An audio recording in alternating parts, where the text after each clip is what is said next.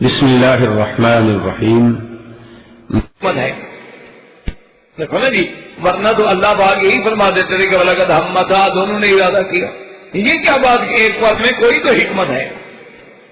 دیکھو نا جی، ورنہ تو اللہ پاک یہی فرما دیتے تھے کہ وَلَقَدْ ہَمَّتْ، دونوں نے ارادہ کیا۔ یہ کیا بات کہ ایک کو الگ ذکر کر رہے ہیں دوسرے کو الگ ذکر کر رہے ہیں؟ آخر اس میں کوئی وجہ تو ہے۔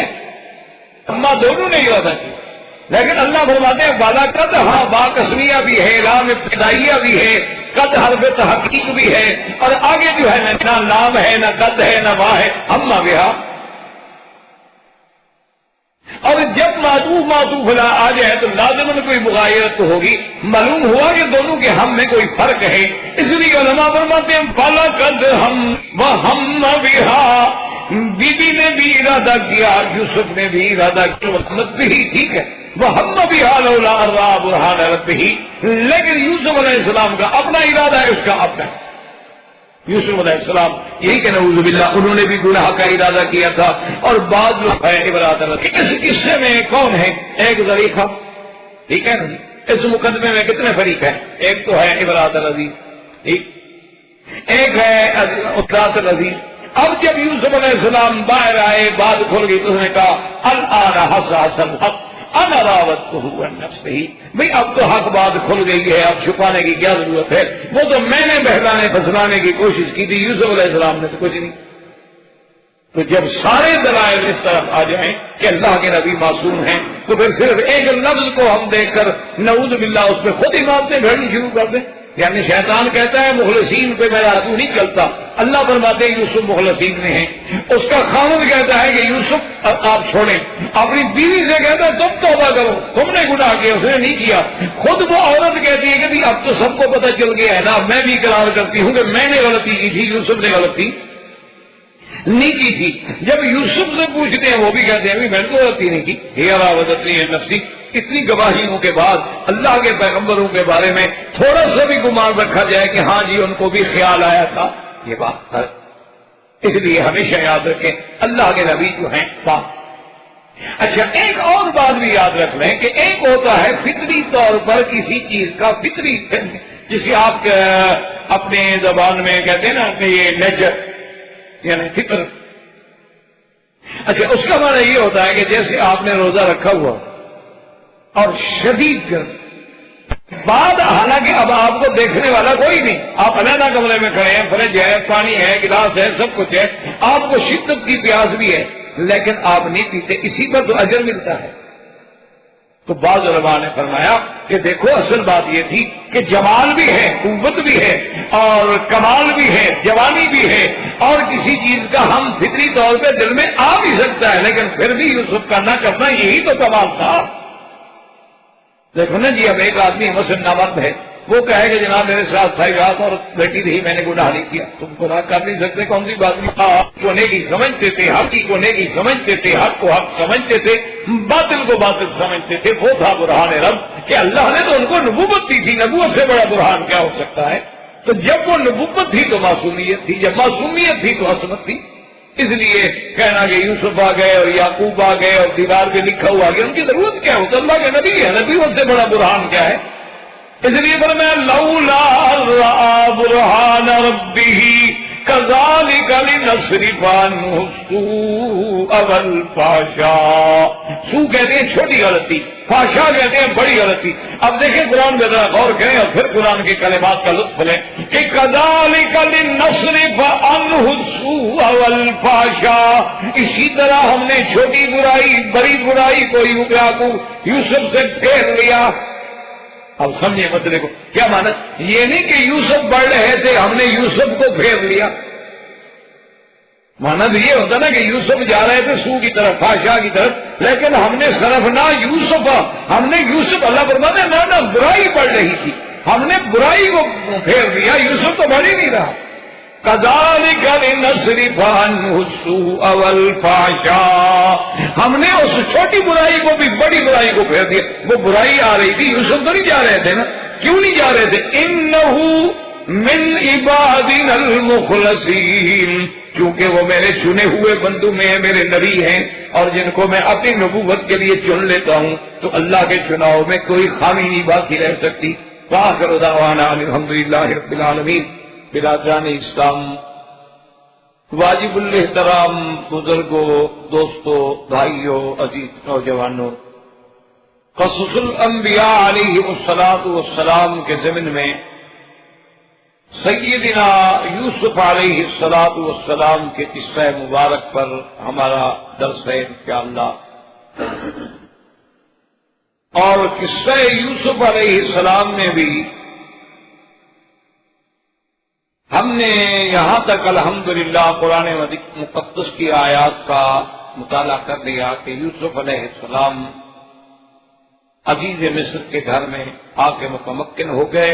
اللہ کی یہ حکمت ہے، کیونکہ حضرت یوسف علیہ السلام سے اللہ کی قدرت جو کام لینا چاہتی وہ کنعان کے ایک دور افتادہ علاقے میں تو ممکن بھی نہیں تھا، لیکن اس دور میں بھی مصر جو ہے وہ ایک بہت بڑا متمکن ملک تھا۔ اس کی ایک ثقافت، ایک تاریخ تھی، ایک تہذیب۔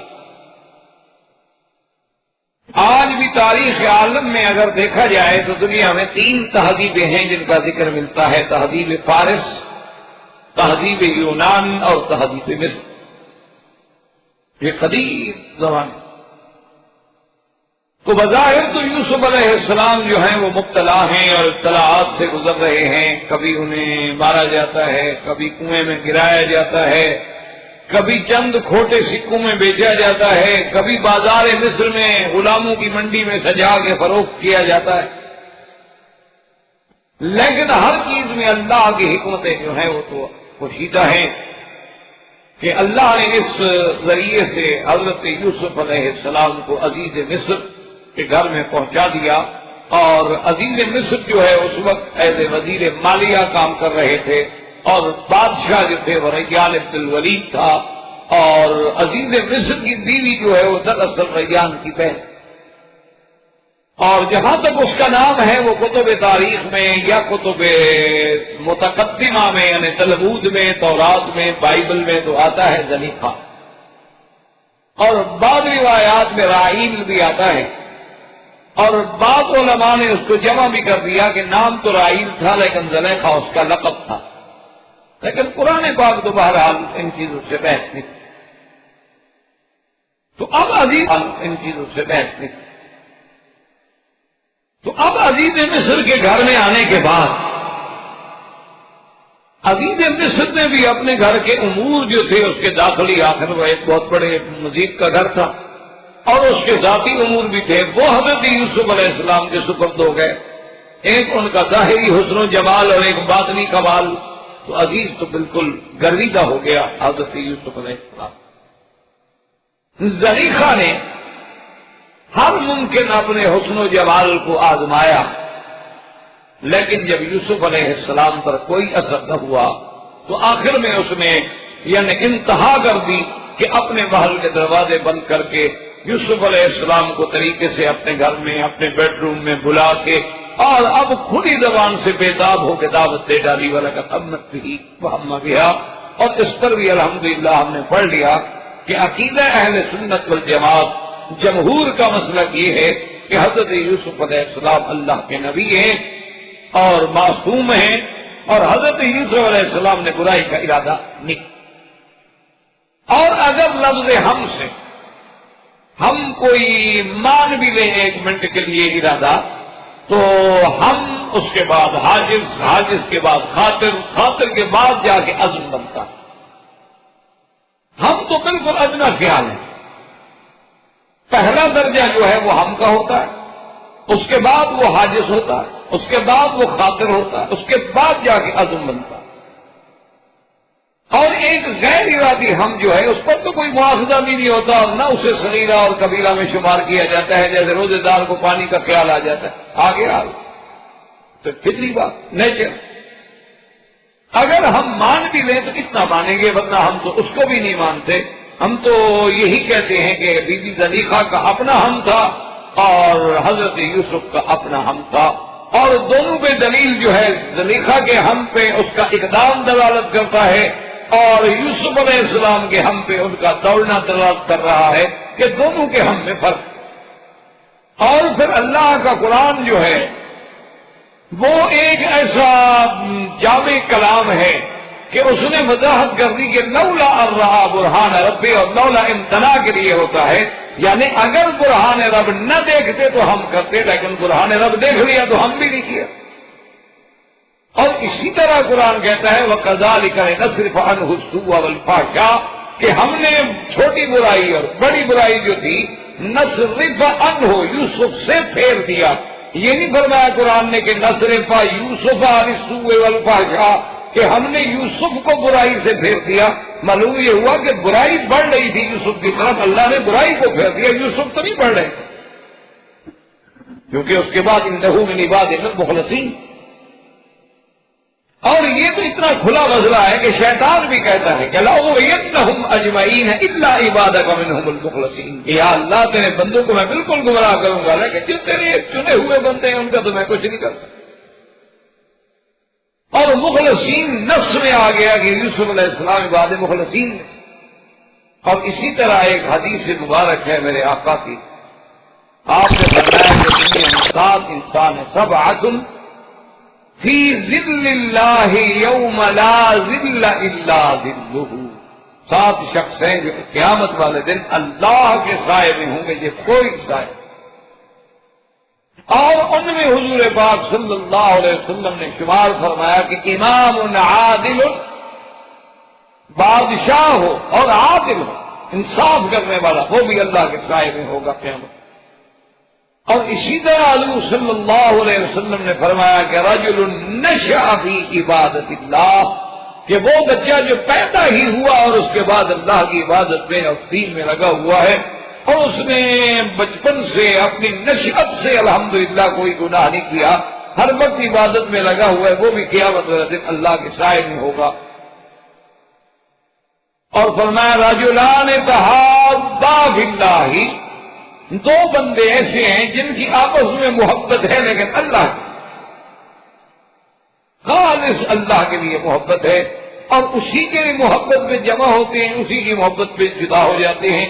اگر کوئی دین کی بات آ جائے تو وہ کہتے ہیں ٹھیک ہے بھی، اگر تم دین کی مخالفت کرتے ہو میرا تعلق ختم۔ تو وہ بھی قیامت والے دن اللہ تبارک و تعالیٰ کے سائے میں ہوں گے جب اور کوئی سایہ نہیں۔ اور اسی طرح فرمایا کہ رجل انفق نفقۃ، ایک آدمی ایسا ہے جو اللہ کے راستے میں خیرات کرتا ہے لیکن اس انداز میں کہ دائیں ہاتھ سے خیرات کرے تو بائیں کو بھی پتہ نہیں لگتا، یعنی اتنا چھپا کے دیتا ہے کہ ریا سے بہت دور۔ اور اسی طرح حضور صلی اللہ علیہ وسلم نے فرمایا کہ رجل دعته امرأة ذات منصب وجمال، اور اسی طرح ایک ایسا شخص کہ نوجوان ہے اور اس میں قوت و طاقت بھی ہے، اور اس کو بلانے والی جو عورت ہے وہ بڑے مرتبے والی بھی ہے، جمال والی بھی ہے، حسن والی بھی ہے، لیکن وہ کہتا ہے انی اخاف اللہ، میں اللہ سے ڈرتا ہوں، تو یہ بھی ذل اللہ ہوگا کیا ہوگا۔ تو حضرت یوسف علیہ السلام ان لوگوں میں ہیں کہ جب زلیخا نے قاتل نے کہا معاذ اللہ انہ ربی احسن انہ لا یفلح۔ اب حضرت یوسف علیہ السلام جب دوڑے، قرآن پاک یہ کہتا ہے کہ وَاسْتَبَقَ الْبَابَ وَقَدَّتْ قَمِيصَهُ مِن دُبُرٍ وَأَلْفَ يَا سَيِّدَهَا لَدَى الْبَابِ۔ اب حضرت یوسف تو اچھا ایک بات یاد رکھیں، قرآن کو سمجھیں کہ یہاں تو ہے الباب، واستبق الباب وغلقت الابواب، بند کیے، یعنی اچھی طرح۔ تو جب دروازے اچھی طرح بند ہے تو کھل کیسے؟ اب اس کے لیے مفسرین کرام رحمہم اللہ تعالی علیہم اجمعین کے 2 قول ہیں، یاد رکھیں۔ ایک مفسرین کرام کا یہ قول ہے کہ اصل میں زلیخا ہی بند کرتی آ رہی تھی نا دروازے، تو دروازے اندر سے بند کیے گئے تھے، باہر سے تو بند نہیں کیے گئے۔ دیکھو نا، ایک دروازے آپ جب اپنے کمرے میں داخل ہوتے ہیں تو آپ اندر سے بند کرتے تھے، اب اندر سے تو کھل سکتا ہے نا، جیسے اندر سے بند کیا گیا اندر سے کھل بھی سکتا ہے۔ یہ کہ آپ اندر ہیں اور باہر سے کوئی تالا لگا دے، اس کے کھلنے میں تو اشکال ہو سکتا ہے۔ لیکن جو بند ہی اندر سے کیا جائے تو اس میں کیا اشکال ہے؟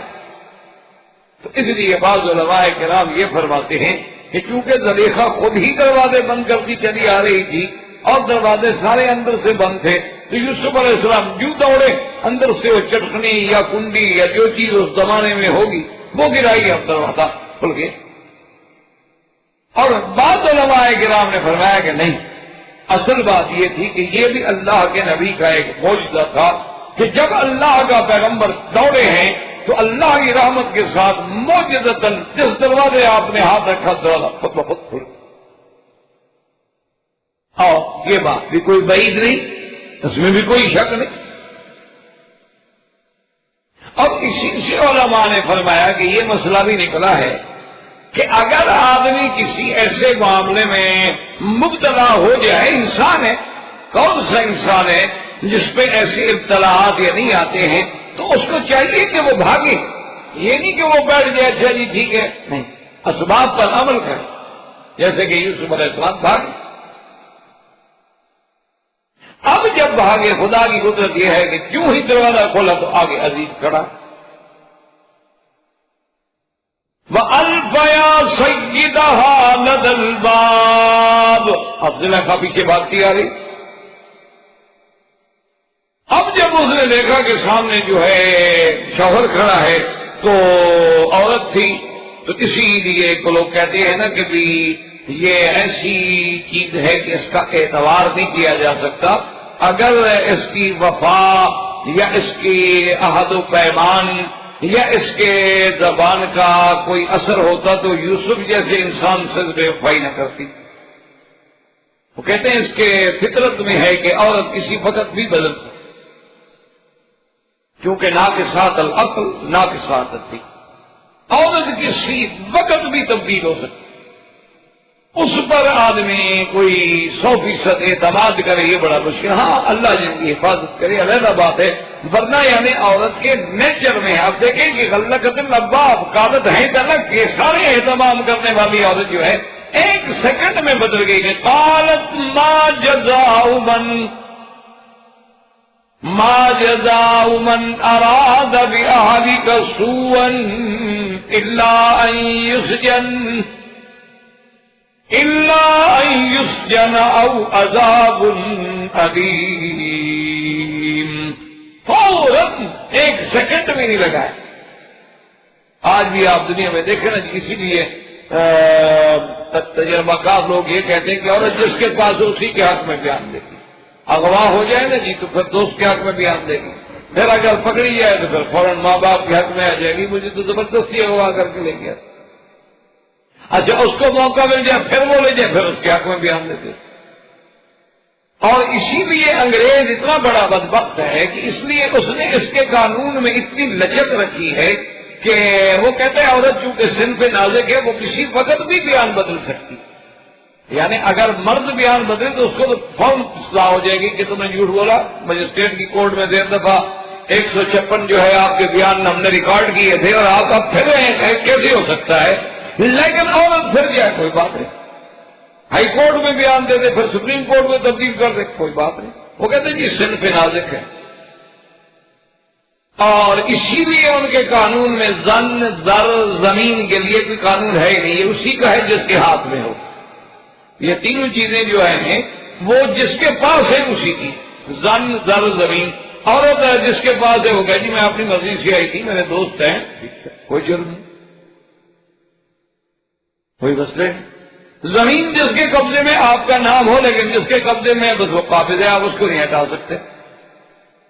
دولت بھی جس کے ہاتھ میں آ جائے، اور مثلا آپ کا 1 لاکھ ہے، میں نے لے لیا، آپ کیا ثابت کر سکتے ہیں کہ میرا ہے؟ کس آدمی کو سارے نوٹوں کے نمبر یاد رہیں گے؟ وہ اسی لیے وہ ایک لطیفہ ہے نا کہ تیمور لنگ گزرا ہے نا، ایک بادشاہ لنگڑا تھا، پاؤں سے لنگڑا تھا، بادشاہ بن گیا۔ تو اس کی ایک کنیز تھی جس کا نام دولت تھا۔ اتباع کی بات ہے، بادشاہوں کو تو کبھی کبھی موقع ہوتا ہے نا کنیزوں کے دیکھنے کا، ہر کنیز کو ہر وقت ساتھ نہیں آتی۔ وہ بیچاری آنکھوں سے نابینا ہو گئی، کنیز جو تھی اس کی آنکھیں خراب ہو گئی، اندھی ہو گئی، تو اتفاق سے ایک دن وہ بادشاہ کے سامنے آ گئی تو بادشاہ نے پوچھا یہ کون ہے، اور پھر پہچانا اور کہا کہ تم میری دولت ہو؟ تو اس نے کہا کہ جی ہاں۔ نے کہا اچھا دولت اندھی ہو گئی؟ اس نے کہا جی اندھی نہ ہوتی تو لنگڑے کو ملتی۔ انہوں نے کہا دولت تو اندھی ہوتی ہے، اگر اندھی نہ ہوتی تو لنگڑے کو مل جاتی ہے۔ تو اس لیے یہ ایک ایسی چیز ہے کہ اس کا کوئی آدمی ہمیں بھروسہ نہیں کرتا۔ دیکھیں فوراً بدل گئی، کہنے لگی کہ کمال ہے، اپنے خاوند کو دیکھتے ہی بدل گئی، کہنے لگی کہ ما جزاء من، اس آدمی کی سزا کیا ہے جو تیرے گھر کے ساتھ، من اراد باہلک، یہ بھی نہیں کہا کہ میرے ساتھ، یعنی بات کو کتنی اہمیت دے دی، من اراد باہلک، یہ نہیں کہا کہ فجعلہ من المسجونین، عمر قید دیتا ہے، اللہ یہ اس جن کو تھوڑی موڑی قید، کچھ تھوڑا سا 1-2 مہینے کے لیے جیل بھیج دو۔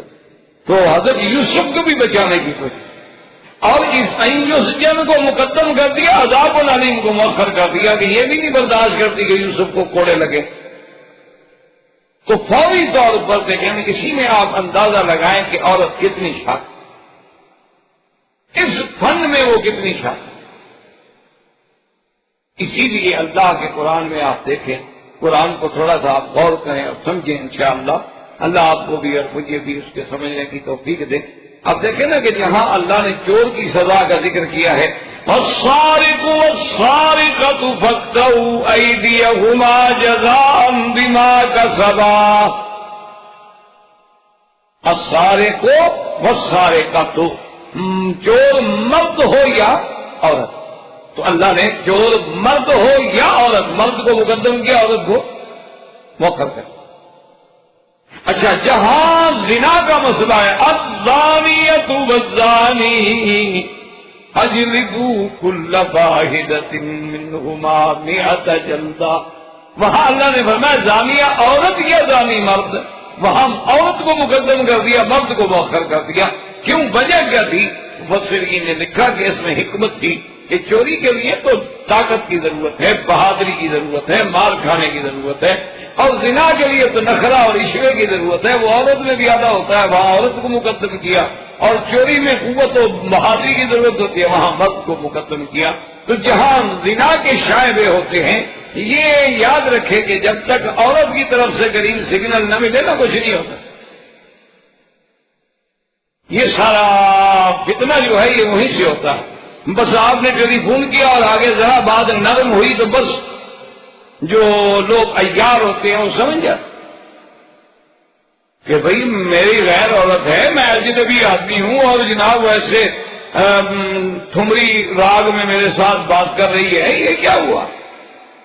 تو اس کا مطلب ہے کہ ٹھیک نہیں ہے عورت، وہ فوراً تاڑ جاتے، تاڑنے والے تو قیامت کی نظر رکھتے ہیں۔ اس لیے عورت جو ہے یہ بہت بڑا فتنہ ہے۔ اسی لیے میرے آقا نے سرکار دو عالم صلی اللہ علیہ وسلم نے آخری وصیت جو فرمائی تو یہی فرمائی، ایاکم وفتنۃ النساء، ایاکم وفتنۃ النساء، خبردار عورتوں کے فتنے سے محفوظ رہنا۔ یہ اتنا بڑا فتنہ ہے کہ جن ماں باپ نے اپنا پیٹ کاٹ کے، مزدوریاں کر کے، چکیاں پیس کے، لوگوں کے گھر میں جھاڑو دے کر، لوگوں کی مزدوری کر کے، لوگوں کے فصل گندم گرمیوں میں کاٹ کاٹ کے اپنے بچوں کو پڑھا کے ڈاکٹر بنایا، شادی ہوتی ہے، عورت کہتی ہے ماں باپ کے ساتھ نہ رہو، کہتے ٹھیک ہے، وہ کہتے جی اوکے ٹھیک ہے، وہ کہتا جی میرے ماں باپ سے نہیں بنتی، ہر وقت لڑائی بھی تو اچھی نہیں ہوتی۔ اور جنہوں نے جنا ہے، پیٹ میں رکھا ہے، اس کو چھوڑ دیتا ہے 4 دن کے تعلق کے لیے۔ اچھا، اور عورت بھی اتنی کم عقل ہے، وہ یہ نہیں سمجھتی کہ جس نے اپنے ماں باپ کو میرے لیے چھوڑ دیا، فکر نہ کرو انشاءاللہ تو یہ بھی چھوڑے گا کسی کے لیے، چاہے دیر سے یا سویر سے۔ لیکن وہ وقت ضرور آئے گا کہ جب تم نے اس کو اپنی ماں سے جدا کیا، اللہ تم سے بھی جدا کرے، تم پر بھی وقت آئے، جیسے ماں تڑپتی ہے تم بھی تڑپو۔ ایک آدمی کو ماں نے 10 مہینے پیٹ میں اٹھایا ہے، دودھ پلایا ہے، سینے پہ لٹایا ہے، اور وہ جب چھوٹے تھے بستر پہ پیشاب کرتے سردی میں، بچے کو ادھر لٹایا ہے، ادھر خود لیٹی ہے کہ میرے بچے کو سردی نہ لگ جائے۔ آج ایک عورت کے نخرے میں آ کے اپنے ماں باپ کو ٹھکرا رہا ہے، تم کو اوپر سے اتری ہو۔ یہ سب سے بڑا فتنہ جو ہے ایاکم فتنۃ النساء، ورنہ ایمان سے کہے کہ یوسف جیسا جمال ہو اور عورت کے عشق کا بارافتگی کا یہ عالم ہو کہ خود دروازے بند کر کے اس کو بلا رہی ہو، لیکن شوہر کو دیکھتے ہوئے بدل گئی فوراً۔ اب حضرت یوسف علیہ السلام بولے، فرمایا قال ہی راودتنی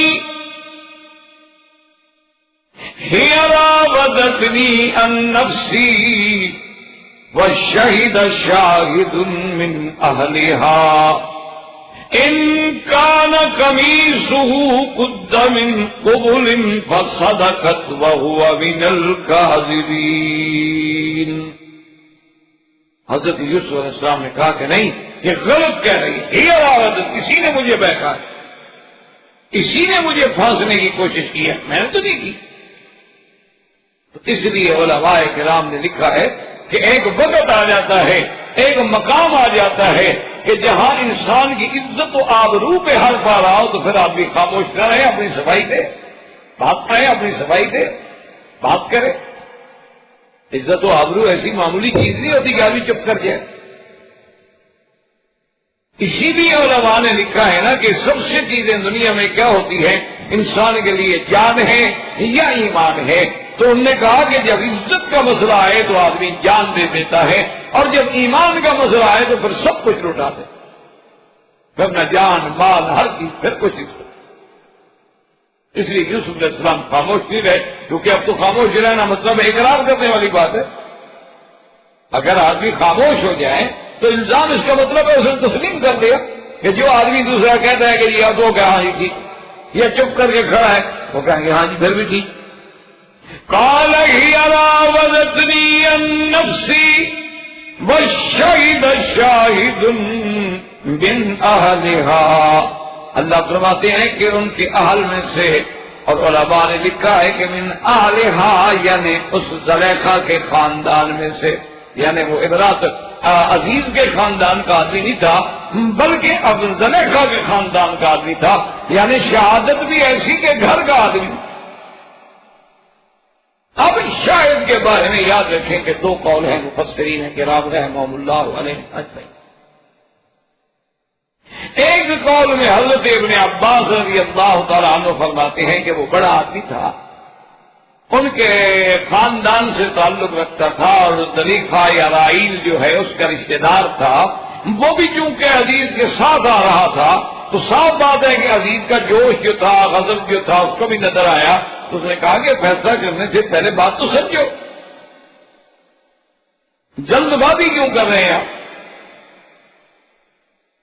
اور بعض علماء نے فرمایا کہ نہیں، ایک چھوٹا سا بچہ تھا، اور چھوٹا سا بچہ جو ہے وہ بھی یعنی عزیز مصر چونکہ لابد تھا، تو اس لیے وہ کہتے ہیں کہ اس کے یعنی ساتھ جو ہے کبھی بچوں کے پیار کی وجہ سے ملازمین کسی چھوٹے بچے کو اٹھا لیتے تھے تاکہ اس کی تسلی رہے، تو چھوٹا بچہ جو ہے وہ بول پڑا۔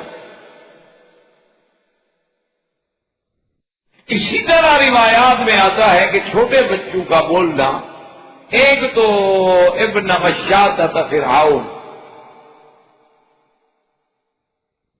فرعون کی بیٹی کی جو مشاطہ تھی، مشاطہ مانا اس کے بال بنانے والی، یعنی مشاطہ حدیث مبارک میں آتا ہے، مشاطہ کہتے ہیں عورتوں کے بال سنوارنے، یعنی مصر کی عورتوں کا آپ اندازہ کریں وہ اس وقت بیوٹی پارلر میں جاتی تھیں، آپ تو ابھی بنا رہے ہیں، اس وقت ان کے پاس مشاطائیں تھیں، اتنی یعنی آگے تھی تو ثقافت میں، تمدن میں۔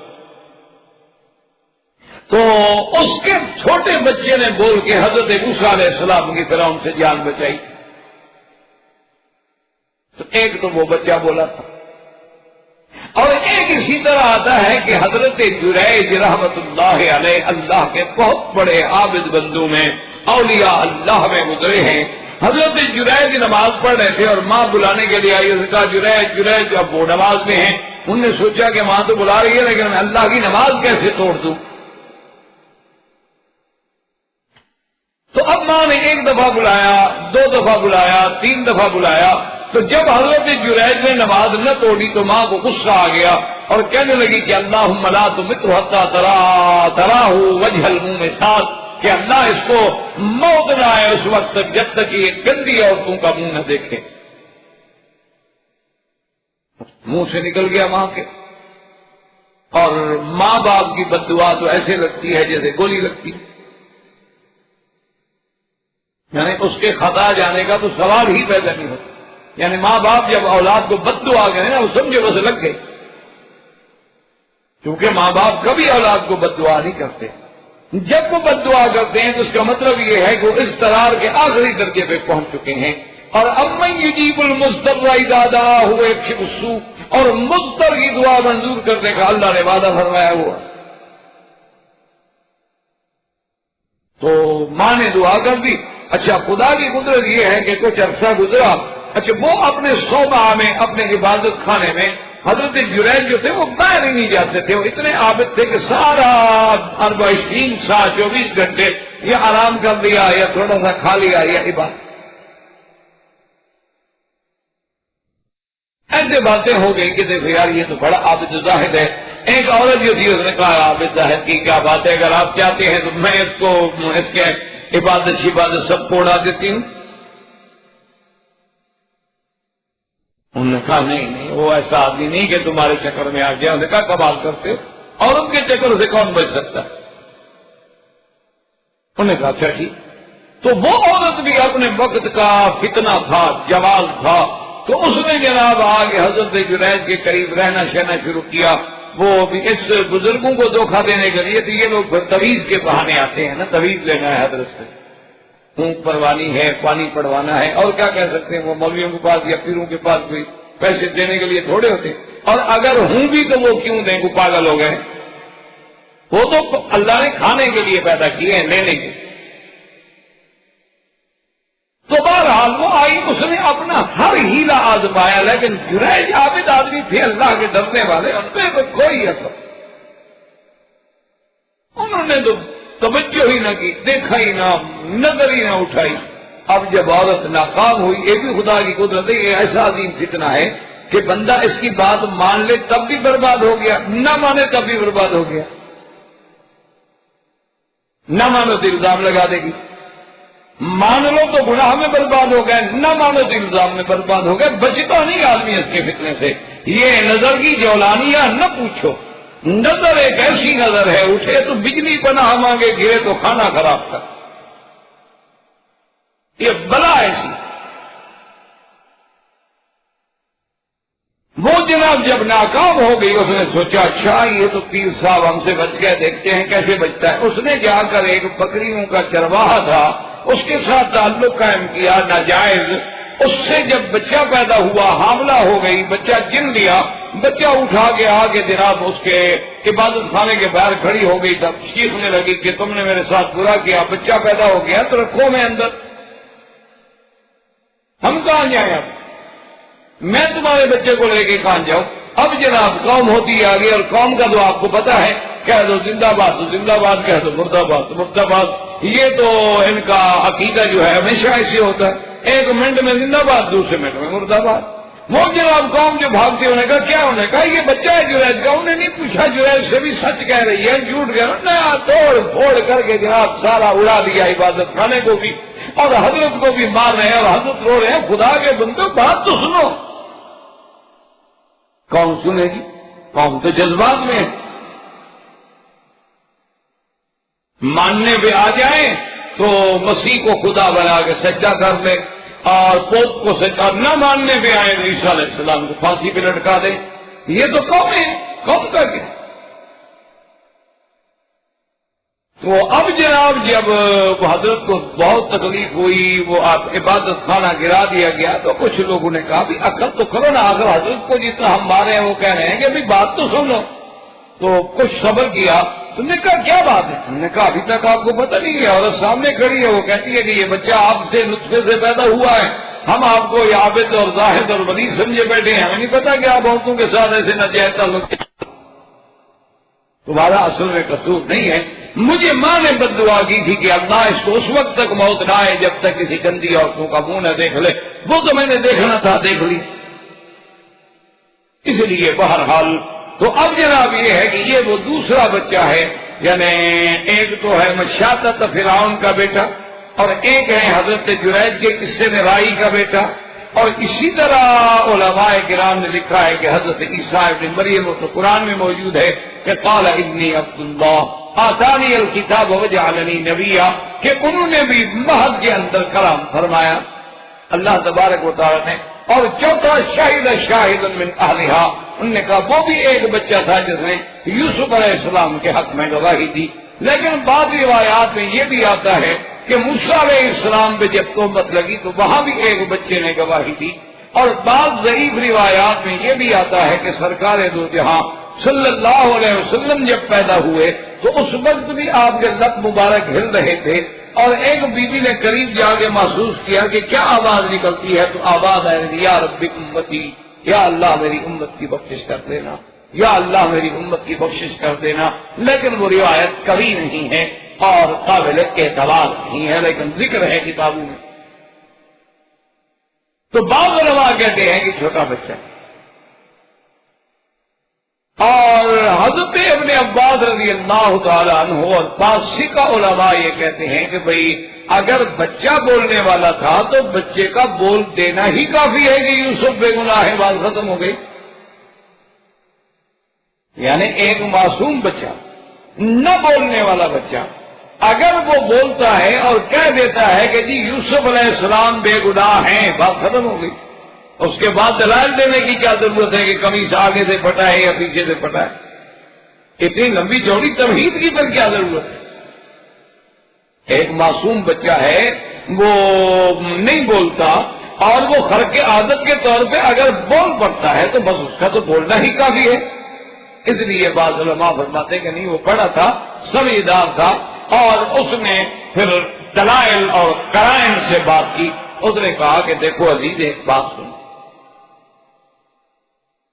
بڑا آسان مسئلہ ہے۔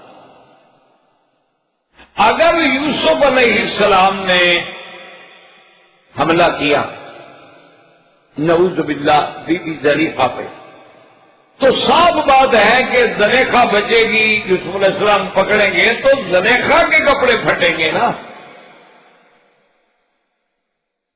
کپڑے جو ہیں وہ تو زلیخا کے پھٹیں گے۔ کوئی مرد اللہ معاف کرے کسی عورت سے اگر جبر کرنا چاہے تو عورت کو پکڑے گا، اس کے کپڑے گریں گے، کبھی دوپٹہ گرے گا، کبھی قمیص گرے گا، کبھی کچھ پھٹے گا، وہ بھاگے گی، دوڑے گی، اپنے آپ کو بچانے کی کوشش کرے گی۔ مرد کے تو نہیں پھٹتے ہیں۔ ایک اور زلیخا تیرے سامنے کھڑی ہے، اس کے تو ڈریس میں اس کی تو قریب ہی نہیں ٹوٹی۔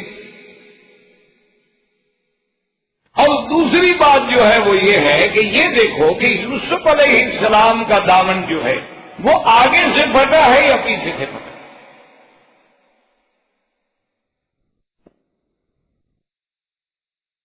اگر وہ آگے سے پھٹا تو پھر بھی یہ دلیل بنتی ہے کہ وہ زلیخا کی طرف بڑھ رہے تھے، زلیخا روک رہی تھی اور ہاتھ ڈالا تو کپڑا پھٹ گیا۔ اور اگر پیچھے کی طرف سے پھٹا ہے تو صاف ظاہر ہے کہ یوسف علیہ السلام دوڑ رہے تھے، بھاگ رہے تھے بچنے کے لیے، اور پیچھے سے زلیخا ان کو پکڑ کے اپنی طرف روکنا چاہتی تھی تو کبھی پیچھے سے پھٹ گیا۔ انہوں نے کہا کم از کم یہ تو تھے۔ اور خدا کی قدرت ہے، دیکھو چونکہ وہ زلیخا کے خاندان سے تھا، اس نے بھی پہلے اپنی اس عورت کی رعایت کی، کہ اس لیے کہتا ہے کہ ان کان قمیصہ قد من قبل فصدقت وهو من الكاذبین، کہ اگر قمیص آگے سے پھٹا تو پھر تو زلیخا سچ ہے اور وہ جھوٹ بولتا، یعنی اس کو پہلا نمبر دیا نا بات۔ وَإِن كَانَ قَمِيصُهُ قُدَّ مِن دُبُرٍ فَكَذَبَتْ وَهُوَ مِنَ الصَّادِقِينَ، اور اگر قمیص پیچھے سے پھٹا ہے تو پھر صاف بات ہے کہ حضرت یوسف علیہ السلام جو ہیں وہ پاک ہیں، وہ سچے ہیں، اور زلیخا جو ہے وہ جھوٹ بول رہی ہے. تو بات کتنی یعنی معقول تھی، اور بات کتنی واضح تھی، اتنی صریح تھی کہ اس کے بعد تو اب کوئی بات باقی نہیں رہتی نا. فَلَمَّا رَأَىٰ قَمِيصَهُ قُدَّ مِن دُبُرٍ قَالَ إِنَّهُ مِن كَيْدِكُنَّ إِنَّ كَيْدَكُنَّ عَظِيمٌ. اللہ فرماتے ہیں کہ جب اس نے دیکھا قمیص کو تو قمیص جو ہے حضرت یوسف علیہ السلام کی پشت سے پھٹا ہوا تھا، اور جب دیکھ لیا تو حضرت یوسف علیہ السلام کے بجائے بیوی کو مخاطب ہوا کہنے لگا انہو من قیدکن، یہ بھی آپ لوگوں کا مکر ہے، یہ تمہارا ڈرامہ چکر میں آ گیا. انہوں نے کہا کمال کرتے ہو، عورت کے چکر سے کون بچ سکتا ہے؟ انہوں نے کہا اچھا ٹھیک.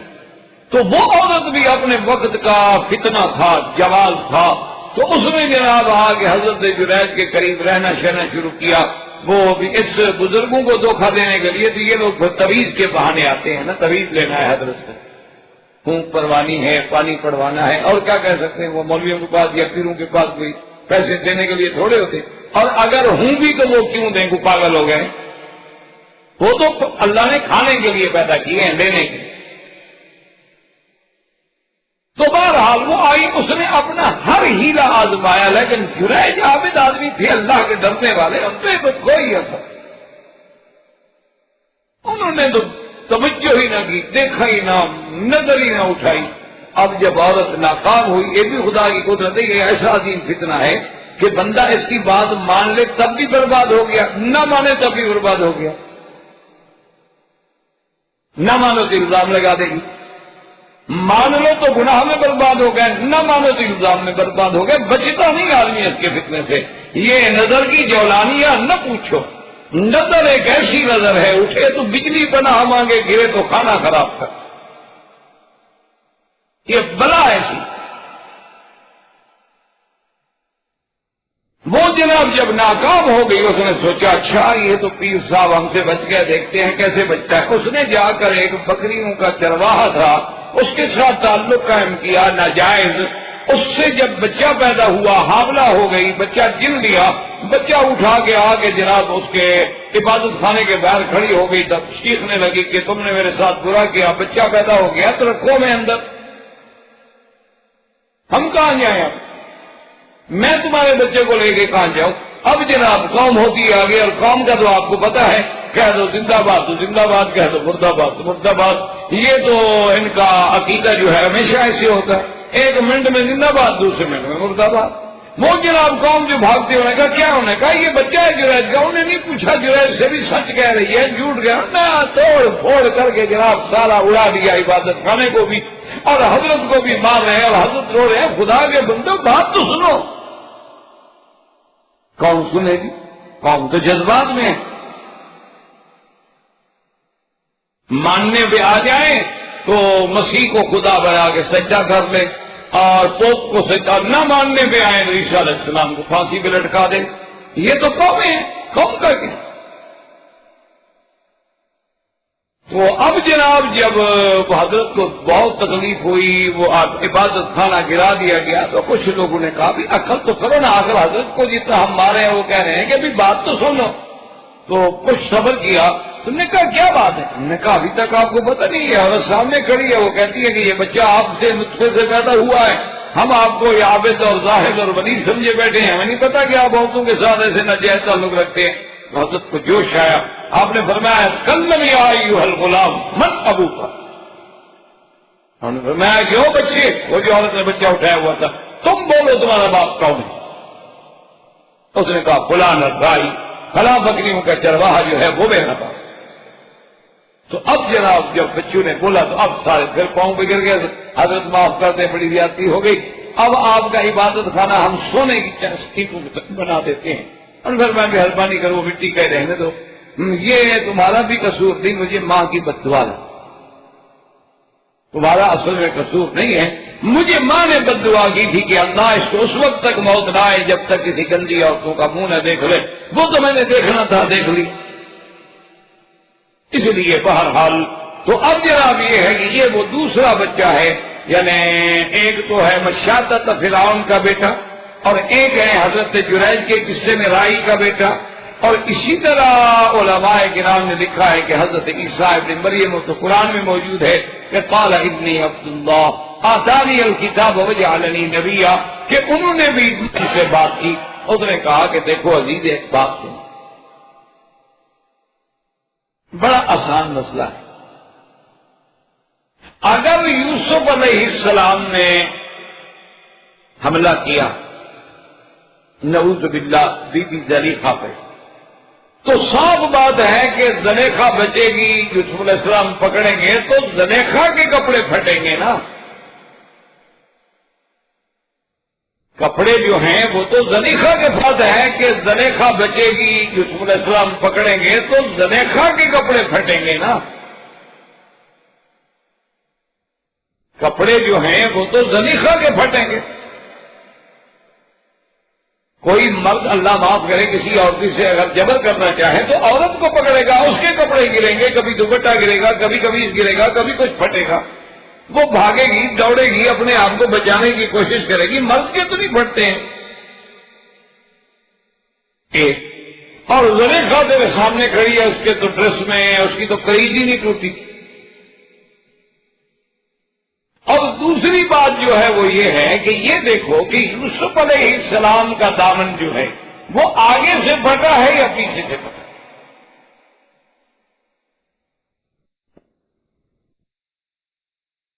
اگر وہ آگے سے پھٹا تو پھر بھی یہ دلیل بنتی ہے کہ وہ زلیخا کی طرف بڑھ رہے تھے، زلیخا روک رہی تھی اور ہاتھ ڈالا تو کپڑا پھٹ گیا. اور اگر پیچھے کی طرف سے پھٹا ہے تو صاف ظاہر ہے کہ یوسف علیہ السلام دوڑ رہے تھے، بھاگ رہے تھے بچنے کے لیے، اور پیچھے سے زلیخا ان کو پکڑ کے اپنی طرف روکنا چاہتی تھی تو کبھی پیچھے سے پھٹ گیا. انہوں نے کہا کم از کم یہ تو دیکھو. اور خدا کی قدرت ہے، دیکھو چونکہ وہ زلیخا کے خاندان سے تھا، اس نے بھی پہلے اپنی اس عورت کی رعایت کی. یعنی اس لیے کہتا ہے کہ ان کان قمیصہ قد من قبل فصدقت وهو من الكاذبین، کہ اگر قمیص آگے سے پھٹا تو پھر تو زلیخا سچ کہتا اور وہ جھوٹ بولتا. یعنی اس کو پہلا نمبر دیا نا بات. وَإِن كَانَ قَمِيصُهُ قُدَّ مِن دُبُرٍ فَكَذَبَتْ وَهُوَ مِنَ الصَّادِقِينَ، اور اگر قمیص پیچھے سے پھٹا ہے تو پھر صاف بات ہے کہ حضرت یوسف علیہ السلام جو ہیں وہ پاک ہیں، وہ سچے ہیں، اور زلیخا جو ہے وہ جھوٹ بول رہی ہے. تو بات اتنی یعنی معقول تھی اور بات اتنی واضح تھی، اتنی صریح تھی کہ اس کے بعد تو اب کوئی بات باقی نہیں رہتی نا. فَلَمَّا رَأَىٰ قَمِيصَهُ قُدَّ مِن دُبُرٍ قَالَ إِنَّهُ مِن كَيْدِكُنَّ إِنَّ كَيْدَكُنَّ عَظِيمٌ. اللہ فرماتے ہیں کہ جب اس نے دیکھا قمیص کو تو قمیص جو ہے حضرت یوسف علیہ السلام کی کچھ سے پھٹا ہوا تھا، اور جب دیکھ لیا تو حضرت یوسف علیہ السلام کے بجائے بیوی کو مخاطب ہوا کہنے لگا انہو من قیدکم، یہ بھی آپ لوگوں کا مکر ہے، یہ تمہارا ڈرامہ ہے. ایسا کیوں؟ ان قیدکن عظیم، اور عورتوں کا مکر جو ہے بہت بڑا. کہ دیکھو کہ تم نے سارا ڈرامہ بھی خود رچایا ہے اور اس کو پھانسنے کے لیے ابھی پکڑ بھی رہی ہے اور سزا بھی دلوانا چاہتا ہے. عجیب بات. قال انه من كيدكن ان كيدكن عظيم. اب علماء نے لکھا کہ یہ نہیں کہا انه من كيدك یہ تیرا مکر ہے، بلکہ جمع کا صیغہ بولا، اس لیے کہ عزیز سمجھ گیا کہ اکیلی زلیخا تو نہیں اس مسئلے میں، اس کی سہیلیاں ملازمائیں کنیزیں جو ہیں وہ بھی اپنی ملکہ کے ساتھ لازماً شریک ہوں گی، اس لیے اس نے جمع بات. اور یہ بھی بتا دیا کہ تمہارا مکر جو ہے وہ بہت بڑا.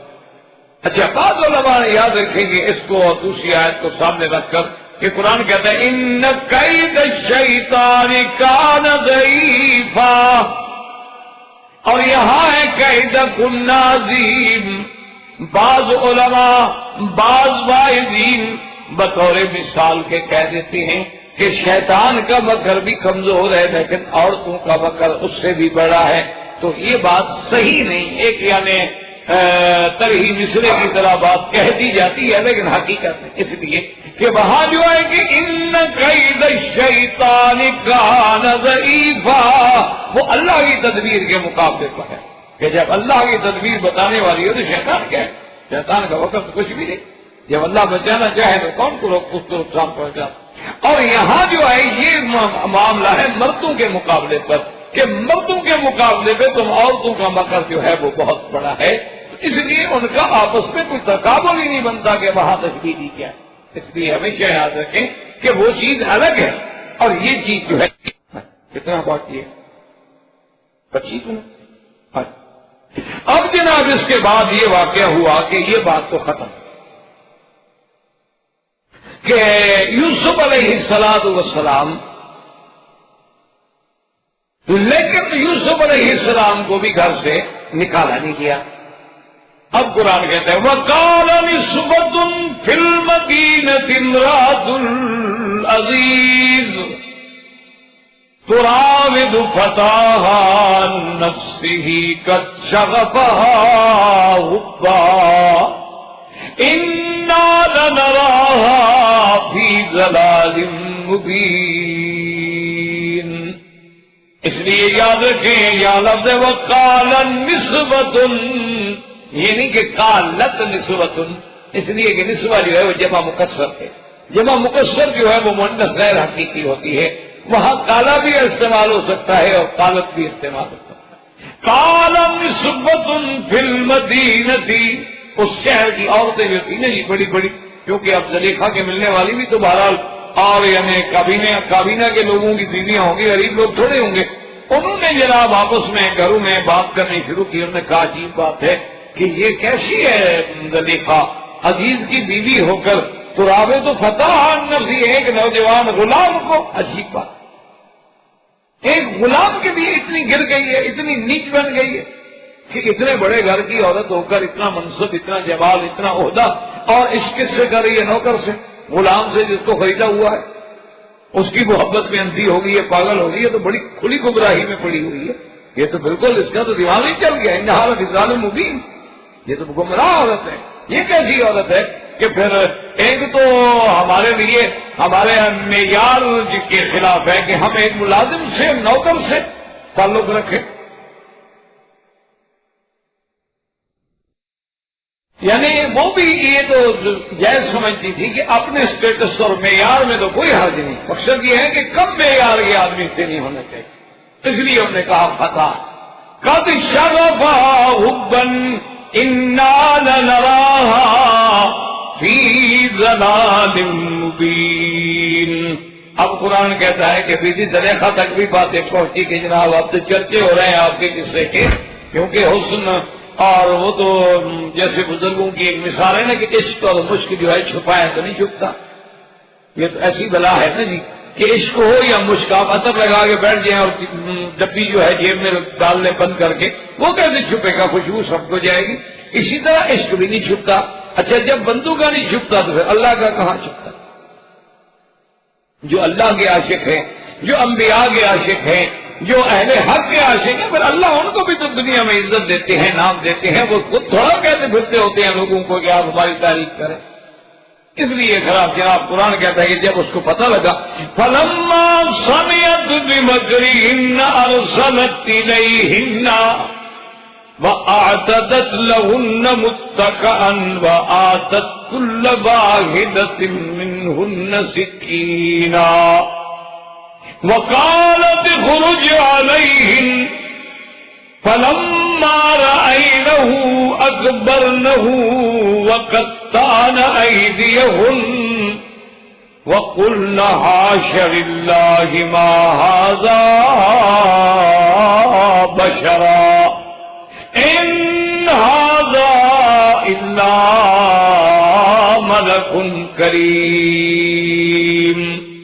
اللہ کا قرآن کہتا ہے کہ جب عزیز مصر امراۃ العزیز نے زلیخا ہے یا رائید ہے، یہ جو بھی ہے امراۃ العزیز، جب اس نے سنا گھر میں چھ مگویاں خفیہ باتیں ہو رہی ہیں میرے خلاف کہ دیکھو نوکر کے عشق میں، غلام کے عشق میں مبتلا ہو گئی، اس نے کہا کہ سب کو دعوت،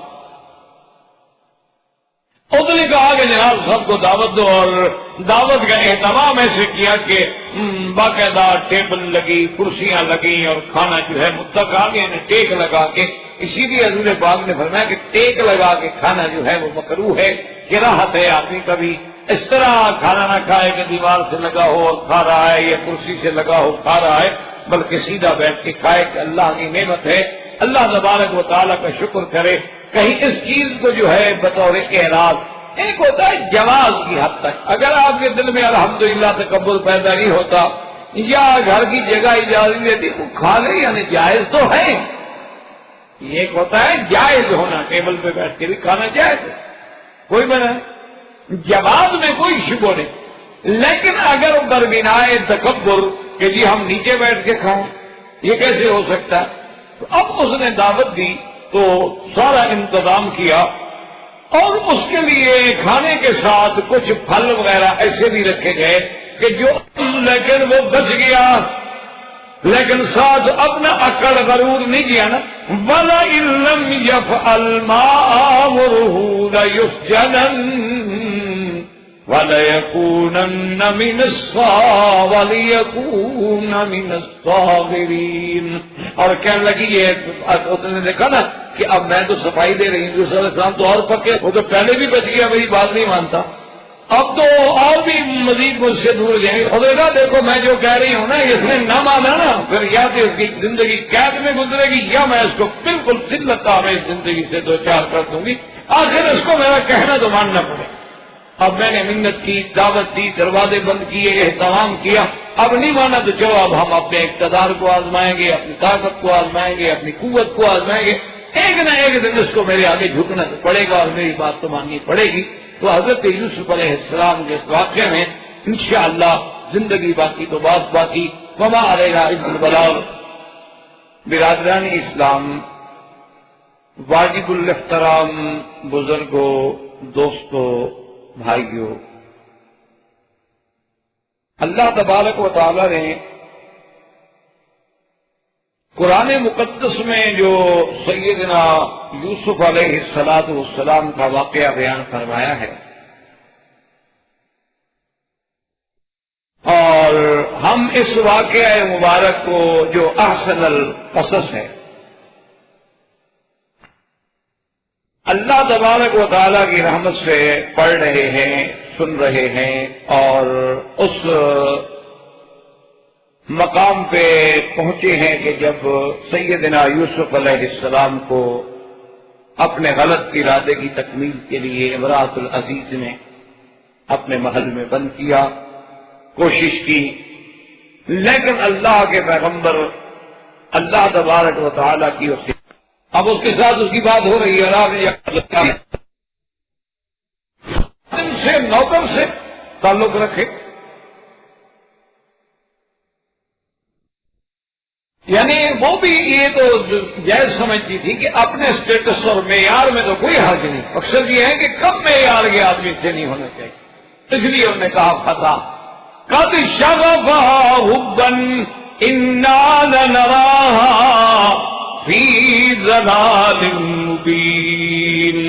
اب قرآن کہتا ہے کہ بی بی زلیخا تک بھی باتیں پہنچی کہ جناب آپ سے چرچے ہو رہے ہیں آپ کے قصے کے، کیونکہ حسن، اور وہ تو جیسے بزرگوں کی ایک مثال ہے نا کہ عشق اور مشک جو ہے چھپایا تو نہیں چھپتا، یہ تو ایسی بلا ہے نا جی کہ عشق ہو یا مشک، آپ عطر لگا کے بیٹھ جائیں اور ڈبی جو ہے جیب میں ڈالنے بند کر کے، وہ کیسے چھپے گا؟ خوشبو سب کو جائے گی۔ اسی طرح عشق بھی نہیں چھپتا۔ اچھا جب بندوں کا نہیں چھپتا تو پھر اللہ کا کہاں چھپتا؟ جو اللہ کے عاشق ہیں، جو انبیاء کے عاشق ہیں، جو اہل حق کے عاشق ہیں، پھر اللہ ان کو بھی تو دنیا میں عزت دیتے ہیں، نام دیتے ہیں، وہ خود تھوڑا کہتے پھرتے ہوتے ہیں لوگوں کو کہ آپ ہماری تعریف کریں۔ اس لیے خراب جناب قرآن کہتا ہے کہ جب اس کو پتہ لگا فَلَمَّا سَمِعَتْ بِمَكْرِهِنَّ أَرْسَلَتْ إِلَيْهِنَّ وَأَعْتَدَتْ لَهُنَّ مُتَّكَأً وَآتَتْ كُلَّ وَاحِدَةٍ مِّنْهُنَّ منهن سكينا وقالت اخرج عليهم فلما رأينه أكبرنه وقطعن أيديهن وقلن حاش لله ما هذا بشرا إن هذا إلا ملك کریم. اللہ کا قرآن کہتا ہے کہ جب عزیز مصر کی بیوی نے امراۃ العزیز نے زلیخا ہے یا رائیدہ یہ جو بھی ہے امراۃ العزیز، جب اس نے سنا گھر میں چھ مگویاں خفیہ باتیں ہو رہی ہیں میرے خلاف کہ دیکھو نوکر کے عشق میں، غلام کے عشق میں مبتلا ہو گئی، اس نے کہا کہ سب کو دعوت، اس نے کہا کہ جناب سب کو دعوت دو، اور دعوت کا اہتمام ایسے کیا کہ باقاعدہ ٹیبل لگی، کرسیاں لگی، اور کھانا جو ہے مستقام یعنی ٹیک لگا کے، اسی لیے حضور پاک نے فرمایا کہ ٹیک لگا کے کھانا جو ہے وہ مکروہ ہے، کراہت ہے. آدمی کبھی اس طرح کھانا نہ کھائے کہ دیوار سے لگا ہو اور کھا رہا ہے یا کرسی سے لگا ہو کھا رہا ہے، بلکہ سیدھا بیٹھ کے کھائے کہ اللہ کی نعمت ہے، اللہ تبارک و تعالیٰ کا شکر کرے. کہیں اس چیز کو جو ہے بطور اعراض، ایک ہوتا ہے جواز کی حد تک، اگر آپ کے دل میں الحمدللہ تکبر پیدا نہیں ہوتا یا گھر کی جگہ اجازت دیتی وہ کھا لے، یعنی جائز تو ہے. ایک ہوتا ہے جائز ہونا، ٹیبل پہ بیٹھ کے بھی کھانا جائز ہے، کوئی منع نہیں، جواز میں کوئی شبہ نہیں. لیکن اگر بربنائے تکبر کہ جی ہم نیچے بیٹھ کے کھائیں، یہ کیسے ہو سکتا ہے؟